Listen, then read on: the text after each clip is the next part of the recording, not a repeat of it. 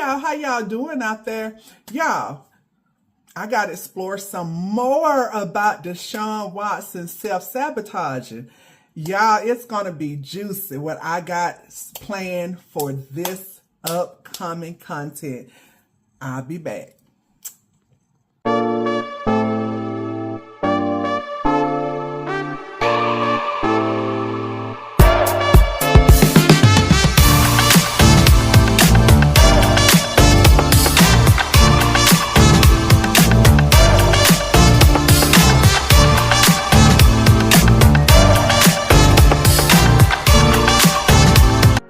Hey y'all, I am back. Okay guys, so remember the video that I previously did, we talked about how Deshaun could possibly be self-sabotaging. Well, in this video, we're going to look at the psychology of Deshaun possibly self-sabotaging, and we're going to look at narcissistic personality traits, and we're also going to look at borderline personality disorder, and we're going to see how that kind of intertwines with it. So I did turn a little bit to the New England Patriots game, and I ended up I didn't want to watch it, but I ended up watching, and I'm glad I did, because shout out to Dylan Gabriel and shout out to Taylor Green. They were amazing. And I didn't like the fact that they kept, I think they only showed Shedeur like one time, but I just hate that they kept putting the camera on Deshaun, and he just looked so smug and so full of himself, you know, as though he had won something. No, it was given to you. I mean, and by right, you are the, let me click this out. By right, you are the, you know, you're getting paid a shit ton of money, so it makes sense that you would, become QB1. I mean, it makes sense. It is what it is, and that's okay. However, there is still concern that, that we need to be mindful of as it relates to Deshaun's mental instability, as it relates to his volatility and his inability to control, his ease of becoming emotionally dysregulated, and how it impacts his relationships. I mean, and his relationships with the fans and the public, as well as his relationship with and his ability to perform on the field once he becomes emotionally dysregulated. Let's get into this, okay? So if we accept the premise that Deshaun is theoretically, and like I say, theoretically, all this is theoretically, all of this is alleged, okay? If we accept the premise that Deshaun is theoretically self-sabotaging in order to get benched, then that behavior can show certain narcissistic traits and borderline personality features. And like I said, we're not claiming this as a true diagnosis of him, okay? This is a how it could work model that I'm kind of putting out there, okay? So, like I say, all of this is just a theoretical thing. It's not, it's just something to play with, based on, some things that I know. So, one, why self-sabotage to get benched can make psychological sense. On the surface, it is irrational. Being benched costs status, money, reputation, but it can make sense if the person experiences playing and being evaluated while playing as intolerably threatening, and benching becomes a way to escape its exposure to failure. I mean, he's going to get benched, right? I mean, not benched, I'm saying he's going to get booed. And Deshaun fears that immensely, because we got to understand, with narcissism and narcissistic traits, they want to be admired and loved and put on a pedestal and worshiped. You know what I'm saying? And especially with Deshaun, because he's thinking, I'm a multimillionaire. I've done, you know what I'm saying? He think, he's resting on the fact of, I did this in such and such in 2020, And that's why I got traded to the Browns, and that's why I'm making a shit ton of money. And the danger in that narrative keep playing out in the media is the fact that y'all, are we going to get 2020 Deshaun? Stop doing that. Y'all want to sit here and say, for the last 6 years he played like shit. But you keep saying 2020 Deshaun. He's stuck there.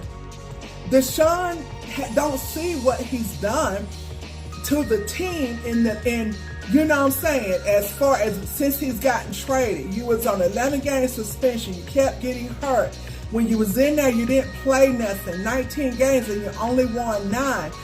And when y'all, and so Deshaun, because Deshaun has an inability to take responsibility for his actions, what happens is he goes back to 2020 and the media reinforces that, we want the 2020 Deshaun. And so Deshaun has an inability to look at the 19 games that he played and the 10 games that he lost, as well as the fact that only one of those games that he won, the game versus the Ravens, when he came from behind and damn near, outplayed the whole entire field, I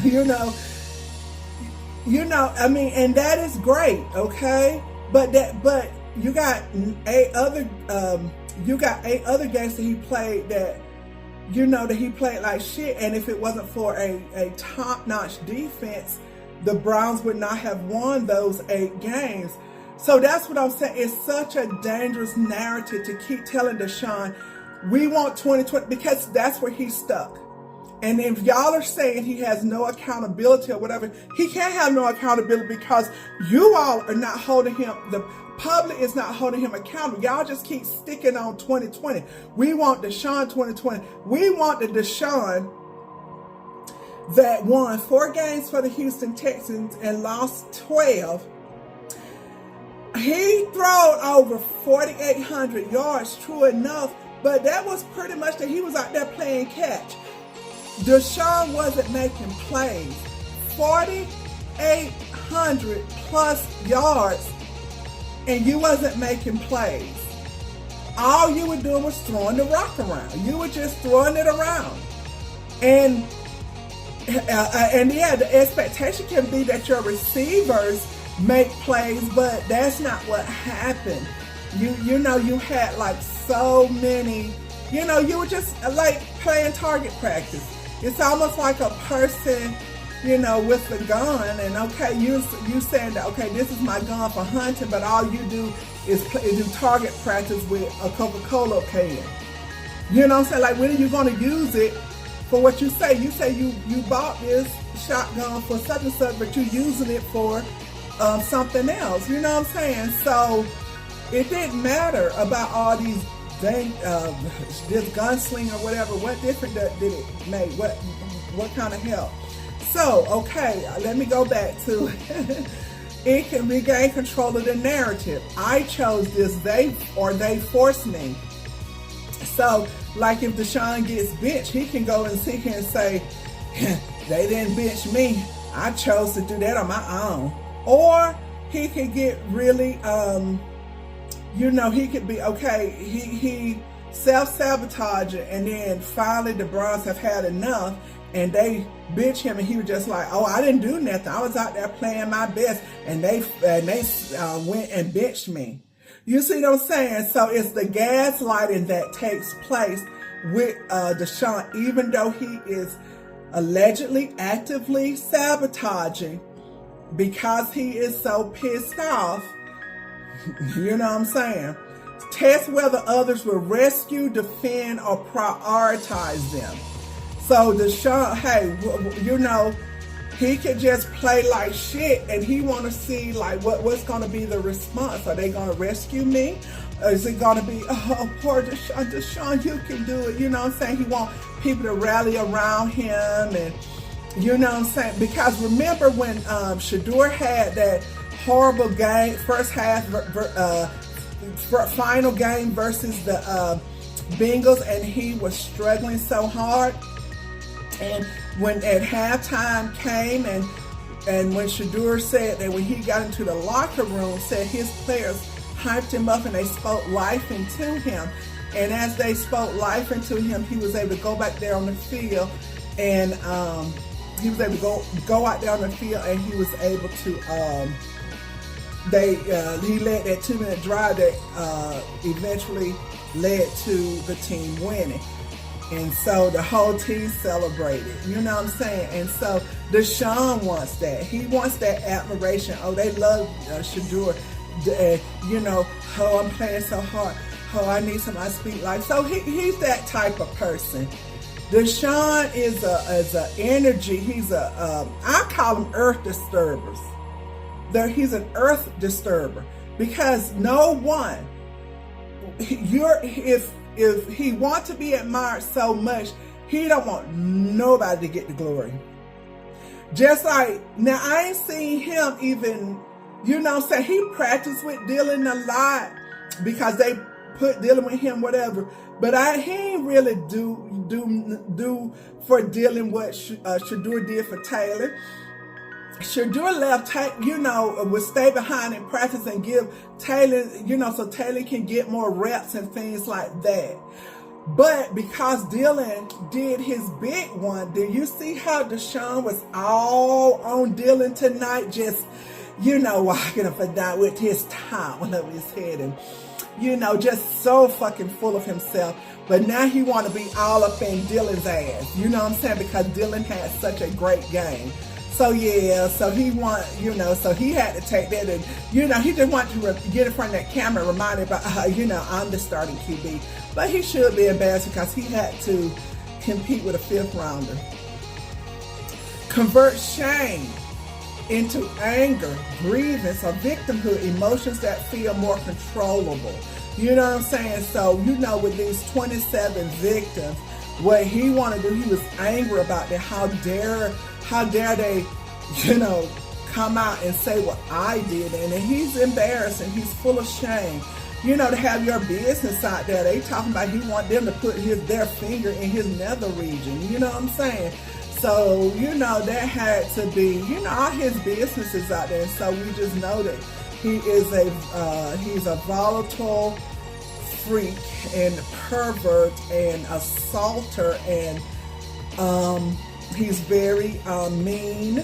He was mean to these women, threatening. So that's violence, you know.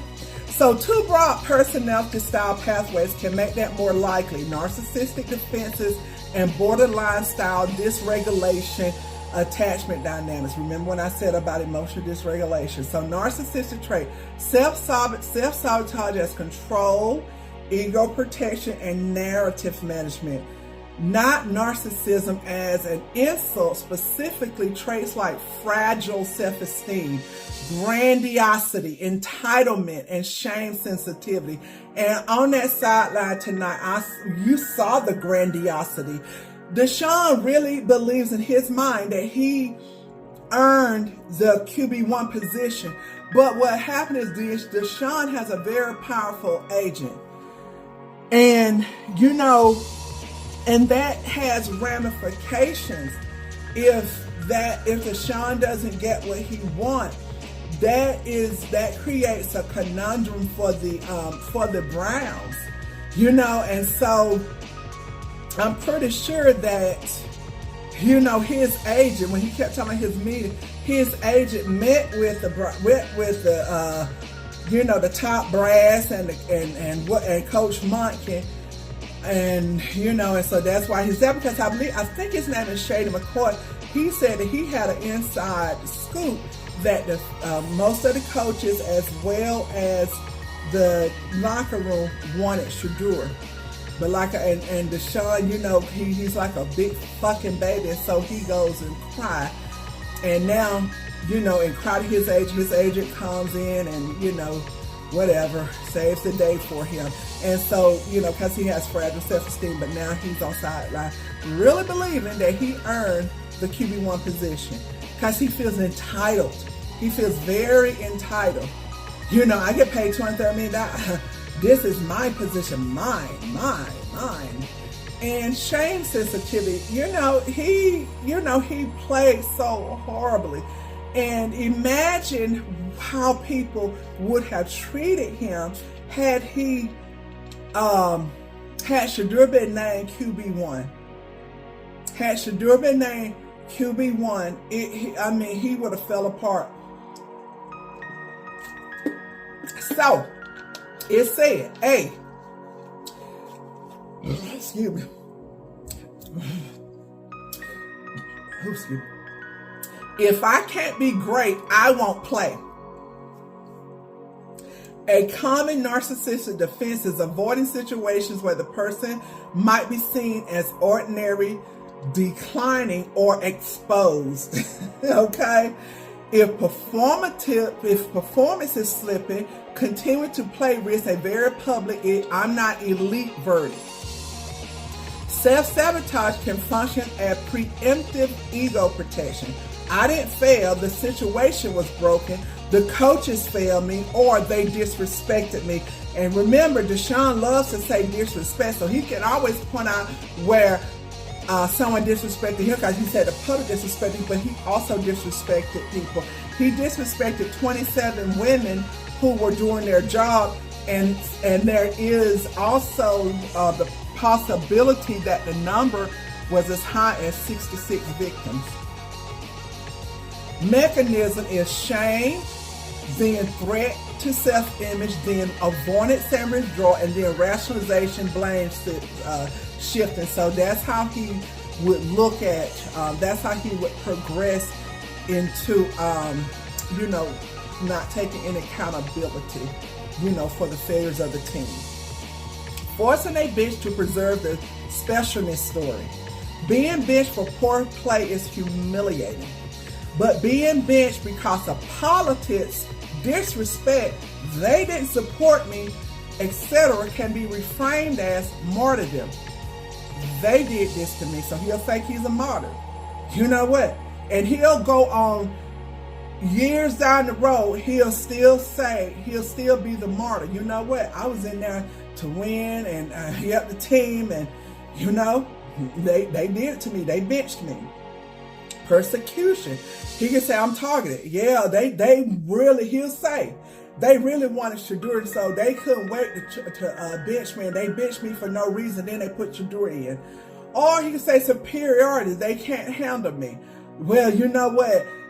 Todd Monkey, he's a first-time head coach, you know what I'm saying? But I've been in the NFL for 10 years, and so he just didn't know what to do with me, and so it just really made my play decline. So that reframing maintains a sense of specialness even in defeat. So that means that Deshaun will still not accept accountability if he gets benched for poor play. But if he knows he's playing poor, Deshaun is very much going to do something so egregious that they would have no other choice but to bench him. No other choice. And like I say, he just got away with disrespecting the public. So you think that he won't go further? Because it's going to progress. Okay, I disrespect the public. Okay, that's what they're going to resort to, some booze. But see, it's going to start disrespecting the coach. Well, disrespecting the players, then disrespecting the coaches. You know what I'm saying?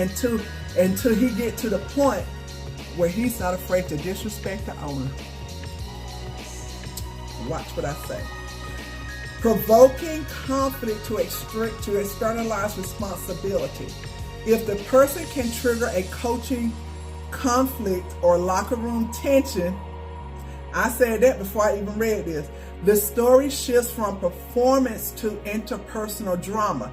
That's often easier to tolerate than I'm not performing. You know what I'm saying? So he'll start taking his frustration out on the locker room, and all the attention will be taken off of his performance.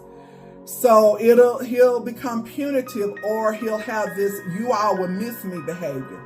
A narcissistic injury, which is criticism, booze, or doubt, can trigger retaliation. Fine. He can say, fine, bench me, see what happens, you'll regret it. So his expectation is when Shedeur gets seen, he's going to hope for the worst for Shedeur. And he's going to be looking for Shedeur to fail so that he can get that sense of satisfaction, like, y'all need me. Y'all couldn't get it done with him. So self-sabotage becomes a punishment directed outward, even though it harms the self too. So what he's doing is really harming himself, but he is under the delusion that it's affecting the team as well as the coaches. But but he's doing a disservice to them. But mostly he's doing a disservice to himself. So let's look at borderline personality features, which is of self-sabotage as emotion regulation, attachment testing, and splitting. So borderline personalities and subclinical borderline traits center on emotion dysregulation, unstable self-image, and relationship/attachment instability. In this framework, getting benched can serve functions beyond performance. So he can escape from intolerable emotional arousal. If game days produce overwhelming anxiety, shame, or agitation, self-sabotage can become a fast, maladaptive way to end the exposure. Benching would mean immediate reduction of distress. It's a negative reinforcement, but he gets what he wants because he don't have to now deal with the he now don't have to deal with the, let me find my words.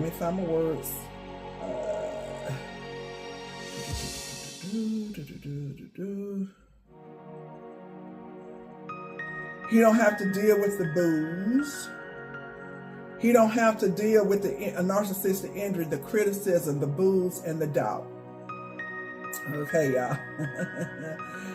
Okay, let's get this. It's okay, we did that.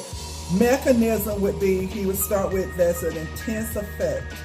Then it would go to, so feeling it, he would feel the booze and all of that. Then, and let's go from the booze. Let's go if Coach Mike can criticize him. Let's go, he go to criticism. So he'll feel intense effect from that, being criticized. Because Deshaun thinks he's perfect even when he's not. Then he would go to impulsive avoidance behavior. You know what I'm saying? Such as ignoring Coach Monken when Coach Monken tried to talk to him on the sidelines when he had those two horrible plays against the Bears. And then it would go into short-term relief because now he feels like he's in control. But then there's a long-term damage because he's damaging the relationship between himself and his coach, as well as himself and his locker room, because those players, they love Coach Monken, and they're not going to tolerate him being a diva and disrespecting Coach Monken. So he'll go to testing, he'll test whether others will fight him. A classic borderline style dynamic is testing attachment security. If I fall apart, will you still want me? Will you protect me? Will you pick me? In a sports context, okay, sabotaging performance, consciously or not, can set up a test. Does the coach reassure, defend, simplify the system, publicly support? Remember when I had said in the other video that Deshaun was really upset because he felt like no one in the Browns organization protected him. No one spoke out publicly after he was booed when he was hurt. However, this time the Browns tried to clean that up, and so what they did was they sent the golden boy out there. They sent Shedeur out there to clean it up. And again, that was the wrong move, first of all, from the organization to use Shedeur in that manner, because basically that, and I really believe there was a malicious intent behind it, because they probably wanted Shedeur out there to endure that and hoping that the public outrage would turn from Deshaun to Shedeur. Y'all see Shedeur out there telling y'all wrong, blah, blah, blah, blah, blah. But we're not going to turn on Shedeur. I mean, ain't nobody, fuck that, honey. I'll turn on Deshaun on 367 and 8 and 9 and 10 days. It could be 1,000 days in a year, but trustedly, I would never turn on Shedeur for Deshaun. So, or do they withdraw, get benched, confirming fears of abandonment? You know, Deshaun's father abandoned him as a child, and so he has that. And, y'all got to think, Shador has a very devoted mom, a very devoted father. And, Deshaun doesn't have that, but he feels entitled to that. But his father's deceased, not Shador's father. So splitting, let's go to splitting from I'm the hero to I'm trash. When self-image flips real fast, Deshaun is immensely self-conscious and very sensitive, which means that he has a lot of insecurity. 1 week he can be like, I'm elite. Like he's on that sideline tonight with his chest poked out, like walking around like a fucking stupid ass peacock. But watch when he get in that game and fall apart, because the way you practice is how you play. Deshaun been practicing like shit. And even in the preseason game, he played like shit. Y'all, he's not going to go out there against other players, first team, and do good. I don't give a fuck what's around him. Because, first of all, the play starts with the quarterback. I mean, he can have, the O-line could be blocking and giving him pockets, but Deshaun escapes the pocket. He run out the pocket. He don't like to be in the pocket. Because, first of all, he don't play from the pocket. Unless he get that ball away to the person in the backfield. That's the only way he stay in that pocket. But Deshaun is not a pocket player. And I don't know what he be doing, but he get out there and then he escapes the pocket, and then all of a sudden it's like, whoops, let me get rid of the ball, and then that's when he be throwing those silly ass balls. Okay, so which means the next week he could be like, I'm worthless and everybody hates me. And that's how, like the first time he got at that podium, he was in front of the reporters. He wasn't in front of the public. But when you finally, okay, even in training camp, people were booing him. Okay, and I don't understand why that wasn't bothering him. But I think what was now bothering him was the fact that he was named a starter, right? And then all of a sudden, people weren't feeling him. Okay?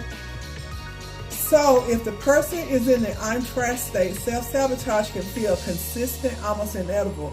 Of course, I'll blow it. Why try? So, hopefully he'll put in some effort, but So, self-sabotage is self-punishment for shame. Borderline features often include intense shame and self-directed anger. Performing badly or engineering failure, which is what I feel he's doing, engineering failure, which is the same as self-sabotage, can operate as self-punishment. I deserve this. Interpersonal reactivity under stress. If criticism from media, coaches, fans feel like rejection, which the response can be rage, withdrawal, or acting out. So, the media right now is soothing his ego, but there's a lot of backlash out there from international media. There's just the sleazy Cleveland media, which is irrelevant. But the other media out there, he's facing all types of criticism from the coach. Coach Mikey got that. You don't want booing it. Yeah, it hurts, but hell, you don't want to get booed. Play, win. You know what I'm saying? Coach Mikey is just like, that's on you. You got to decide if you want to get booed. Get booed or not. I don't decide that.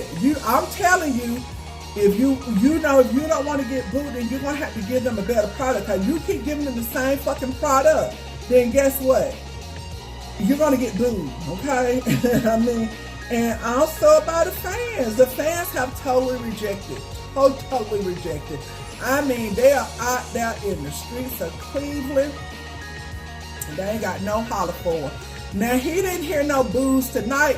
And let me tell you, Deshaun really think that because there was no boos tonight, that all is good. You know what I'm saying? So that's why he was walking around like a peacock. He was hiding.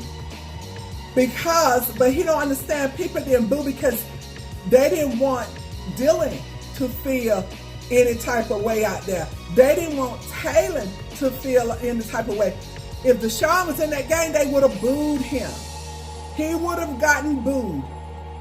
But he wasn't in the game. But he's under the impression because what he does is counter-transference. He takes that upon himself and say, oh my God, whew, you see, when I told them this, that, and the third, you see how it is. They didn't come in here and boo. So he think that's on him. Honey, Lord, I don't know. I mean, he'll find out in Jacksonville, because people literally are saying they're going to go down to Jacksonville just to boo him.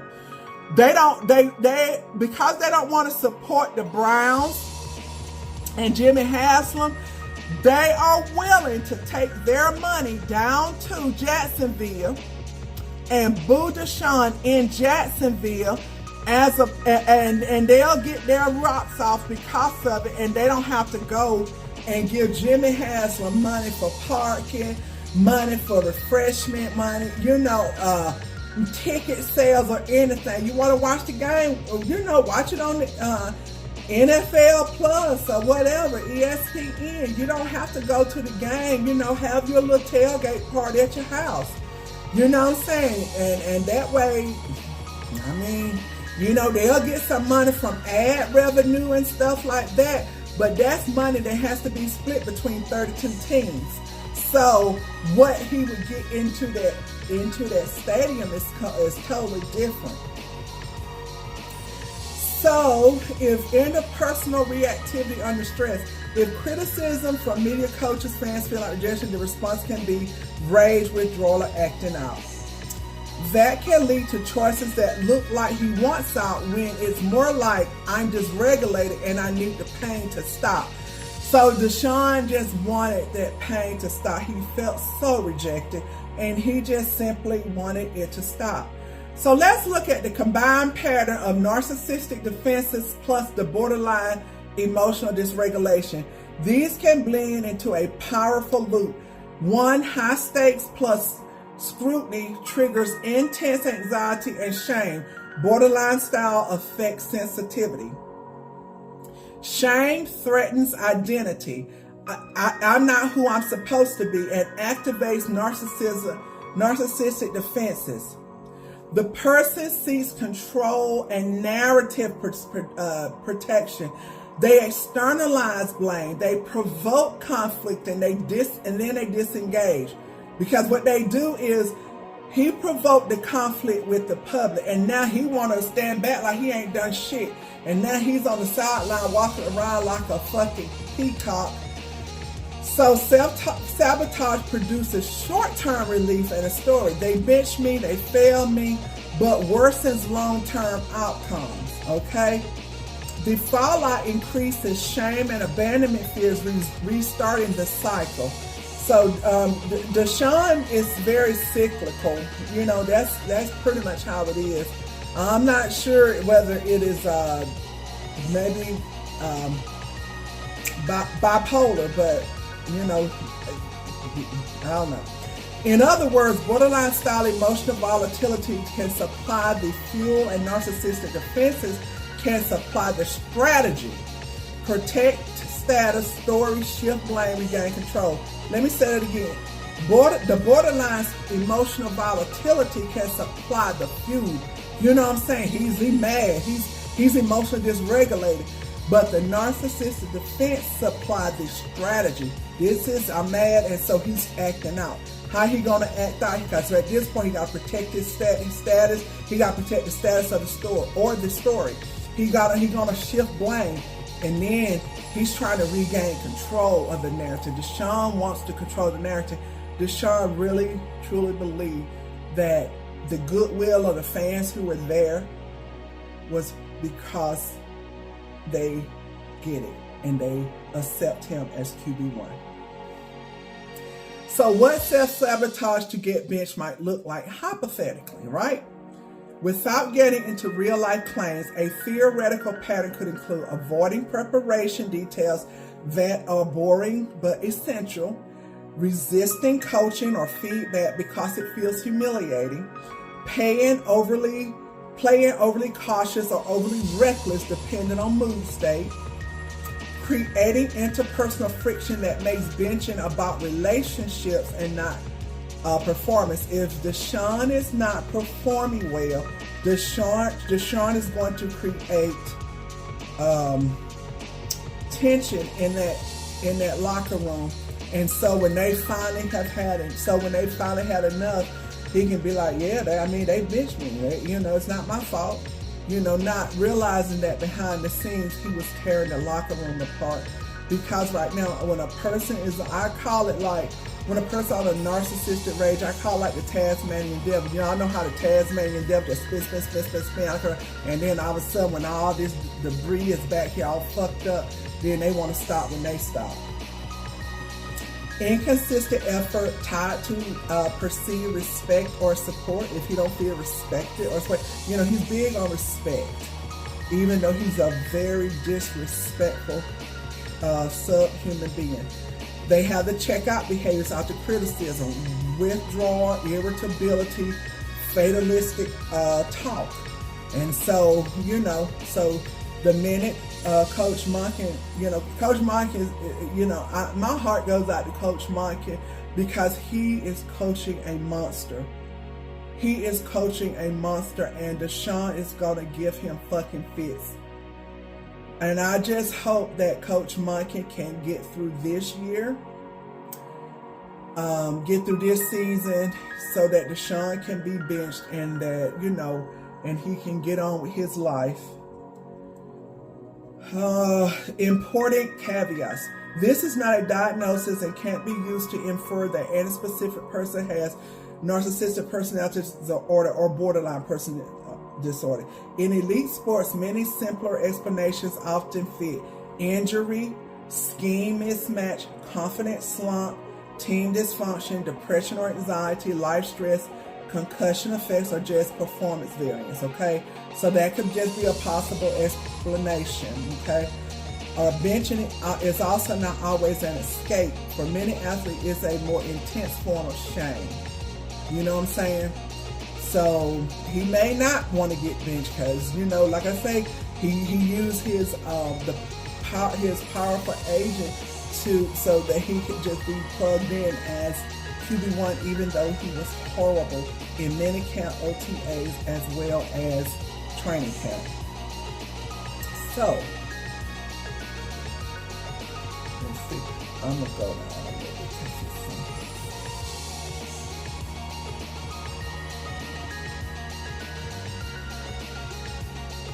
So, okay, let me see.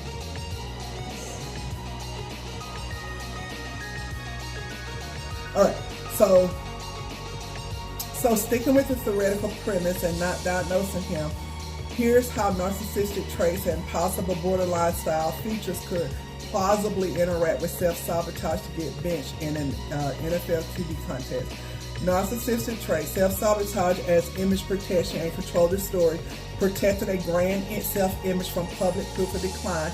If someone's identity is tightly fused to being elite, then playing while struggling can feel like a public unmasking. A benching can be psychologically reframed as "they did this to me," which is persecution. Politics or disrespect, which is externalizing, which, he put that off on other people like he did with the public. I'm above the situation. Superiority instead of I'm not performing. That's when he walk away like, whatever, that's not my problem. I've been, whatever, I've been here 10 years, I know what I'm doing. Instead of, trying to understand the coach's system and understand, because the understanding is that somehow his old coach system is linked to, is closely matched with Coach Monken's system. So Deshaun is playing off of that. I think the reason why he's having so many problems is he's not willing to learn or to take any directives from Coach Monken. And so what happens then is he resort back. He's trying to, remember when I told you he's stuck in 2020? He's trying to resort back to that because we got him stuck. Instead of saying, Deshaun, it would be really good. Sometimes you got to bring people out the cloud. You got to say, look, Deshaun, you've been here. You have not lived up to the expectations that this organization had for you. The aspect, you should have at least brought 2 Super Bowls to this organization. You should have definitely brought divisional championships to this organization, but you didn't. You have been out, you have been injured. That is not your fault. But however, when you did play, you lost more games than you won. That is unacceptable. That is unacceptable. So the expectation moving forward, since you want to be back out there on the field, the expectation is that you perform. We're not talking about next season. We're not talking about whether or not whether re-sign you, whether that is not on the table right now. What is on the table is that you need to go out there and perform and do your job that you're paid for. You are being paid $46 million. That is nothing to sneeze at. This organization sacrificed a lot to bring you here, and you've given this organization nothing in return. On top of that, you are antagonizing the fan base. You're out of control, and what you're doing is not okay. It needs to stop, and it needs to stop now, because if it does not stop, we will be forced to bench you. We will be forced to tell you to sit at home during game time, and we'll go with Shedeur. That's what needs to be said to him. That's not what's being said to him. It hasn't. Because people can probably listen to this and say, you don't know what they said. It hasn't. The way he was, his body language and all that on the sideline. Okay, so self-sabotage function prevent a clean, uncontestable narrative of he got beat on the field and replace it with a more self-protective one. Deshaun would then go into offering the negative outcome to avoid helplessness. A narcissistic-leaning defense can prefer chosen failure over uncontrolled failure. If you fear being benched for performance, engineering circumstances that lead to benching can feel like control. I decided this outcome, even if it's irrational or long-term. Creating interpersonal conflict so the benching is about them and not performance. See, that's what Deshaun wants. He is looking to blame somebody. If criticism feels like humiliation, one way to reduce shame is to shift the arena from skill to relationships. Coaching disagreements, perceived disrespect, they don't support me, etc. Self-sabotage function. Convert I'm underperforming into this is a dysfunctional relationship or system. So he'll start blaming everything, everybody in Easter Bunny except himself. Retaliation, such as the you will miss me dynamics. After narcissistic injury, booing, media scrutiny, being doubted, a person might unconsciously drift into punitive behavior. Fine, bench me, see what happens.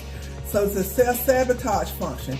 Punish the environment and force others to feel regret even at personal cost. So if they put Shedeur in, he wants Shedeur to play horribly so that so he can look back and say, that's your boy, you wanted him, you got him. Borderline style traits, self-sabotage as emotion regulation plus attachment testing. Escape from intolerable arousal, anxiety, shame under spotlight. NFL QB is maximal scrutiny. If someone has strong affect sensitivity, game day mistakes can trigger spirals of shame, then panic, then impulsive choices, then more mistakes. So Deshaun got some work to do. He needs to be going to see a therapist, along this NFL season. And people, he might be doing, he ain't.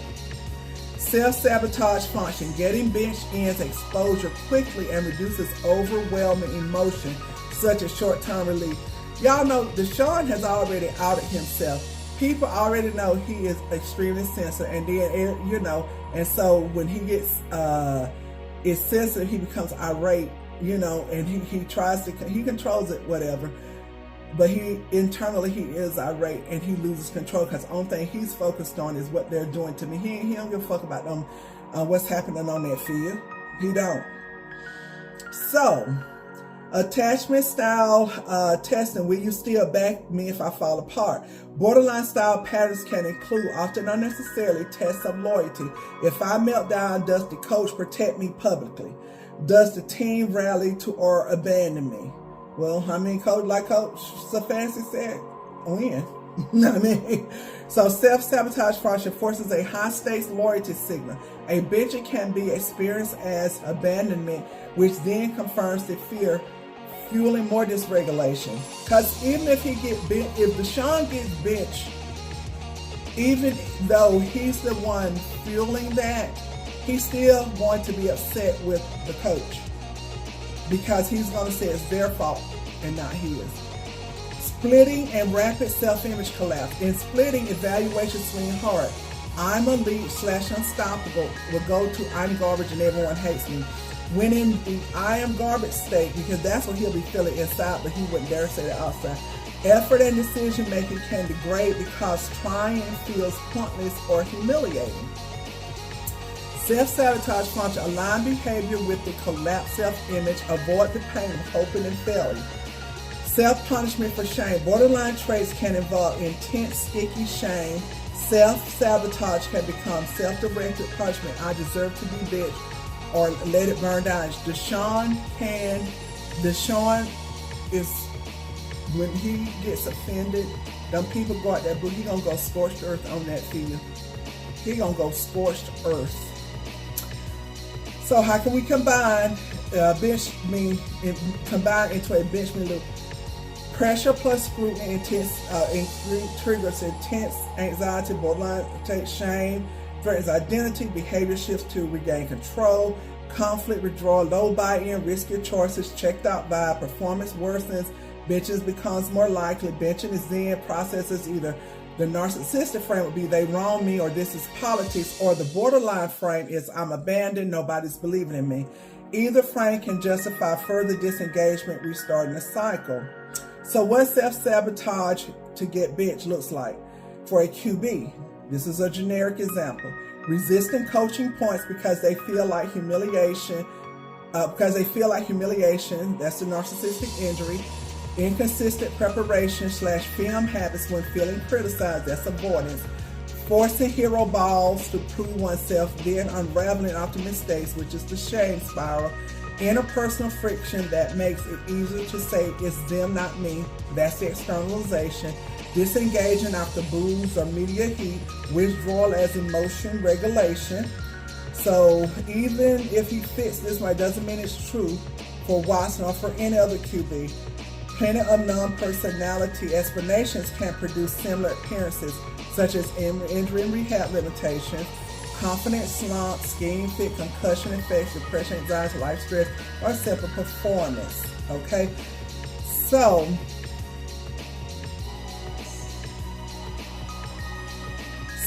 let's look at specific behaviors that he's had. On-field decision, holding the ball too long, forcing throws, not taking check downs, intentional looking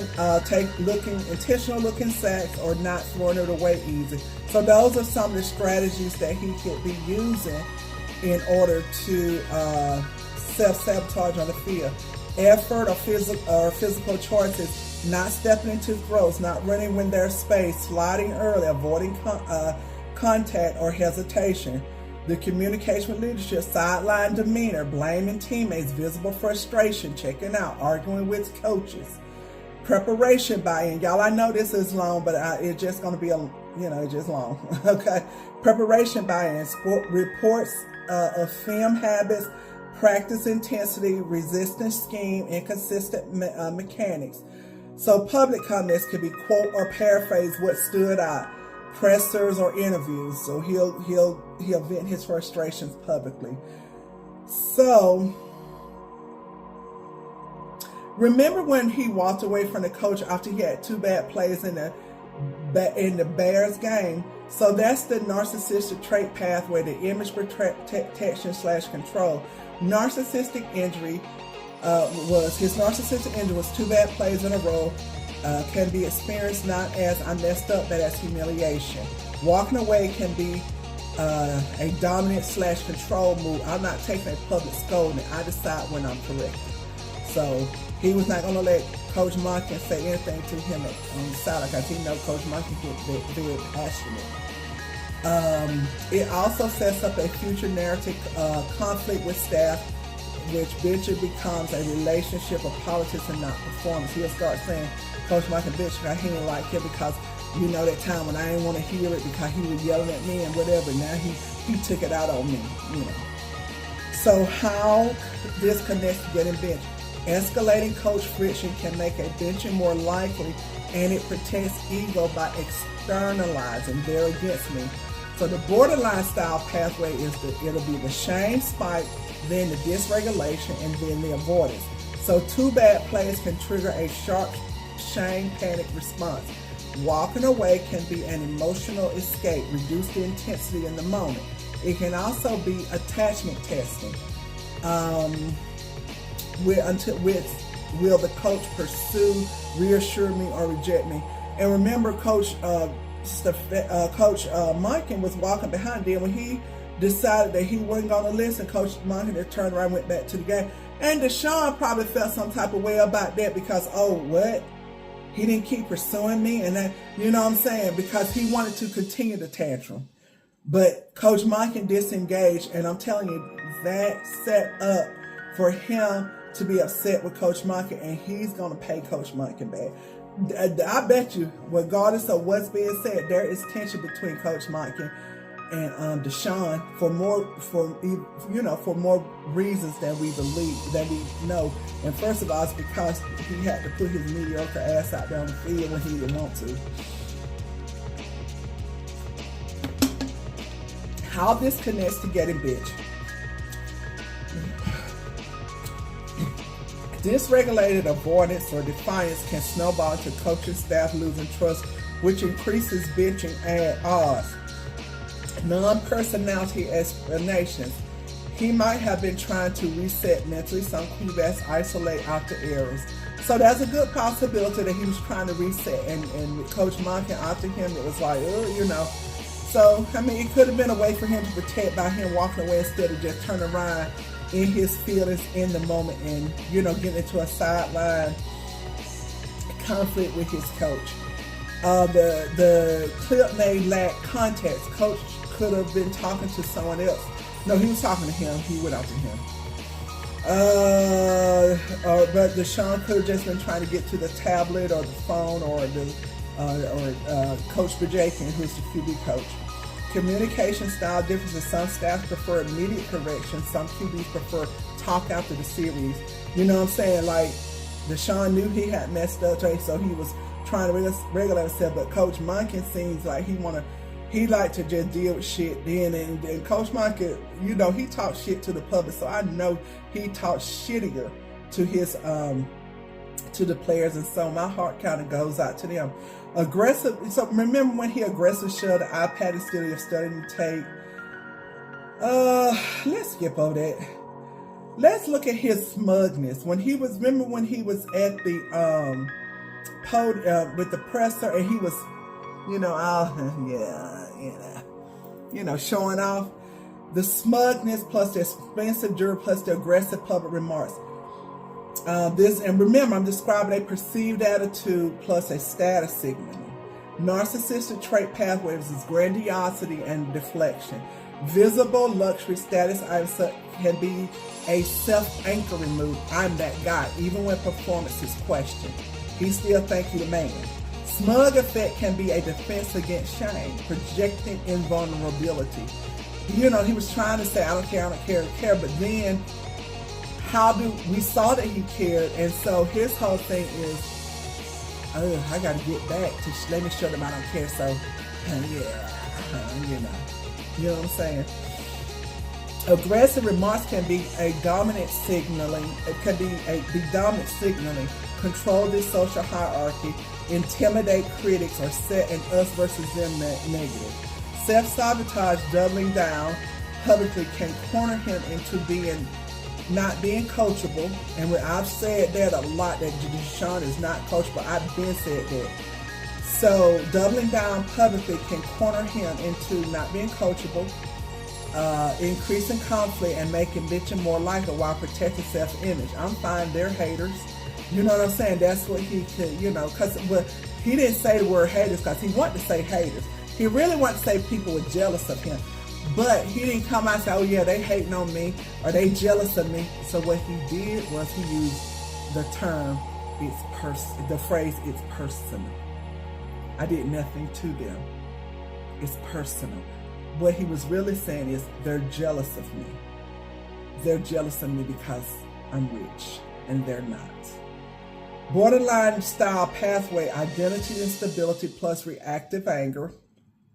Under stress, presentation can swing between confidence displays and anger.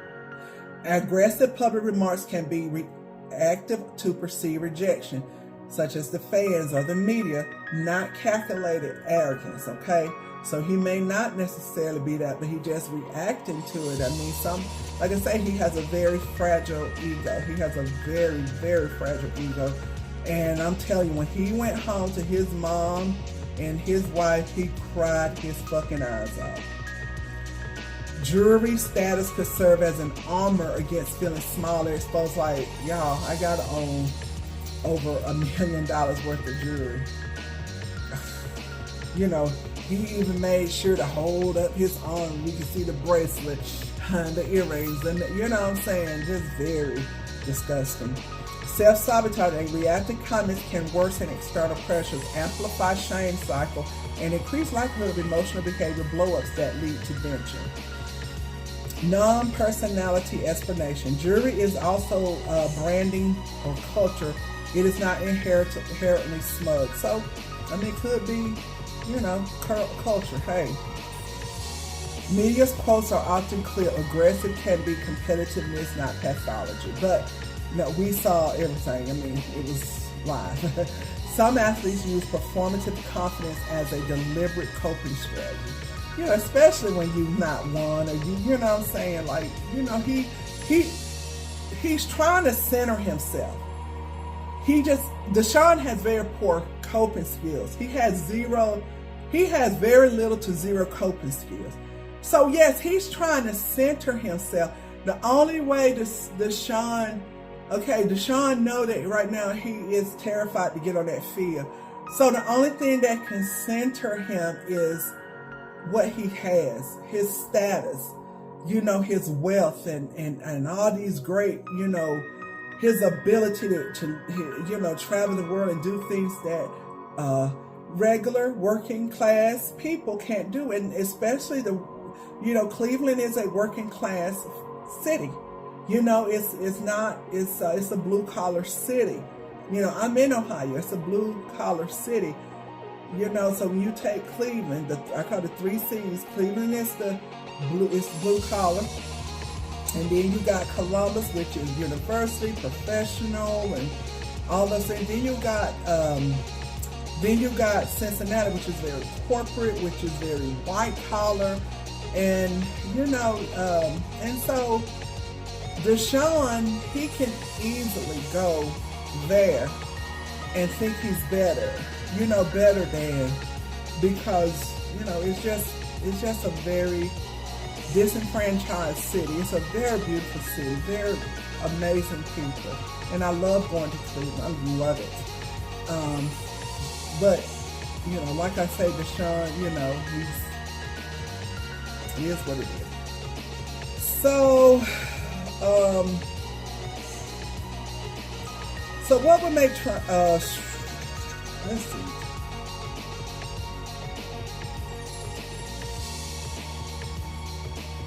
So let's look at when he walked from Monkey and those back-to-back bad plays. Narcissistic traits could feed into a bitchy self-sabotage pattern is an ego threat or defiance and avoidance. Immediate coaching after 2 bad plays can feel like public humiliation, which is narcissistic injury. Walking away preserves status. You don't get to correct me on your terms, right? Control the relationship. It can be an I choose engagement move. If it escalates, it shifts the story from performance to coach-player conflict.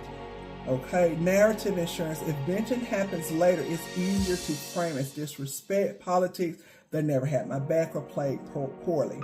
So how borderline style traits feed into its shame, spike, or flight response. 2 mistakes can trigger a rapid emotional flood such as shame and panic, and walking away is a fast way to reduce arousal. Attachment test. If I pull away, will you pursue me and reassure me, or will you reject me? That test can be unconscious. So non-personality explanations, because we always want to look at the narcissistic traits and the borderline traits, but let's look at the non-personality traits. Some people need space to reset before they can receive instruction. Okay, so that could happen. Let's go down. Smugness, expensive jewelry, aggressive traits. Narcissistic trait pathway, compensatory grandiosity. When performance threatens identity, conspicuous consumption or status such as jewelry, swagger, can function as armor. I'm still that guy. Contempt on defense, smugness or edge can cover shame. If I act above criticism, I don't have to feel it. Cornering effect, aggressive remarks can burn bridges. Making benching more likely, yet preserving ego through and everyone's against me phrase. So Deshaun, being aggressive, making aggressive marks towards the public, he very well could have been benched, but they didn't. So he can't use that narrative, everyone's against me. So when they do bench him, or if he continue to work and they are forced to bench him, he's going to look at it that everyone's against him, instead of taking accountability. Borderline style pathway, identity stabilization. The image can be a way to stop internal collapse. If I look powerful, I know this is so long. If I look powerful, I'll feel less fragile. Reactive anger to perceived rejection. If criticism is felt as abandonment, the response can be sharp, combative, and later regretted. Now, Deshaun's father was actually in the military, and I think he was a cook as well, and he ended up owning a restaurant, and so he was known as a man about town and stuff, because he's from Georgia. I'm from Georgia, but he's from northern Georgia, and so being in I think it's Gainesville, but Gainesville is very small. So coming up in a small town, I'm pretty sure his father was a well-known man, and by him being in the military and whatever, he probably had a little something. And so with Deshaun, I think his mom did have very rarely seen his father, even though his father lived in the same small town as him. And I think he also seen his mother struggle to raise him as a single parent. That had to be hard to endure. So let's look at the borderline style pathway. Identity stabilization. The image can be a way to stop internal collapse. If I look powerful, I'll feel less fragile, reactive to perceived rejection. If criticism felt as abandonment, response can be sharp, combative, and later regretted. So the non-personality explanations can be, jewelry can be a brand culture, smug can be subjective, media quotes can be clipped and decontextualized. Although that wasn't clear, we saw it. So what would make trying to get this more likely versus just frustration? More consistent with self-sabotage toward venture would be a repeated pattern of escalating defiance, specifically after mistakes, refusing correction across multiple games, repeated public antagonism that predictably forces the team's hand, worsening behavior when pressure rises, not when things are stable. Y'all, if Deshaun keeps going out there and attacking the public because he's getting booed or when he feels slighted in the least, they're going to be forced to bench him. And like I say, I think he's self-sabotaging. It may be intentional or it may be unintentional, but either way it goes, he got to get a grip of himself. So more consistent with normal competitive frustration, emotional outbursts, then visible re-engagement, talk with the QB coach, reviewing later, take accountability, and behaviors improves after coaching. Okay, I think we have everything. I think we have everything, guys. I know this is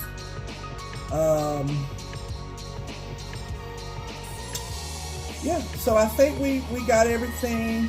Like I just say, this is part 2, and like I said, I just wanted to flesh that out some more because it just kept coming, and I was like, Deshaun's going scorched earth. I mean, how do we stop that, because it's dangerous, because you got impressionable rookies out there, and hold on. I want to explain everything to y'all. Y'all, I'm more or less like, I like to teach things and stuff, so I just want to explain something right quick. So scorched earth means using tactics that destroy everything around you so the other side can't benefit. Okay? So remember when I said that about the Tasmanian devil? So like I say, when you go scorched earth, you use tactics that destroy everything around you. So when you think about every day, when you think about relationships and workplace, I'm going scorched earth means no more restraint, leaking damaging information, burning bridges. He's burned bridges with the public, making accusations, accusing the public of being jealous of him. When he said instead of and saying that it's something personal, that the public has with him, which means they can either be hating on him or they're jealous of him, which is what he really wanted to say. Filing multiple complaints, lawsuits, sabotaging cooperation. So I think with Deshaun, it's sabotaging cooperation, because if he don't stop, it's going to tear apart that locker room. Basically, maximizing damage rather than preserving relationships or a failure or a future working arrangement. If Deshaun got to understand, if he don't get his emotions under control, it's going to be hard for him to go to another team, because it's going to get out. It's going to get out. If he becomes a parasite in that locker room, it's only 32 teams. You think those owners aren't talking? You know what I'm saying? Look what happened to Shedeur. Look how Shedeur slid. He offended maybe one owner, or he offended one head coach, or whatever. He slid to the field. It's only 32 people you need to offend, and you can fuck up your whole future. And that's what Shedeur is getting a taste of, unfortunately. So, common implication: scorched earth is often driven by anger, humiliation, or a desire to punish, and it usually creates long-term fallout for everyone involved. All right, guys, we're done. If you got to the end, please like, comment, subscribe, share, tell a friend. Say, y'all need to come up here with me, dude. She be teaching. She be teaching. She long-winded, but she be teaching. I love y'all. Good night.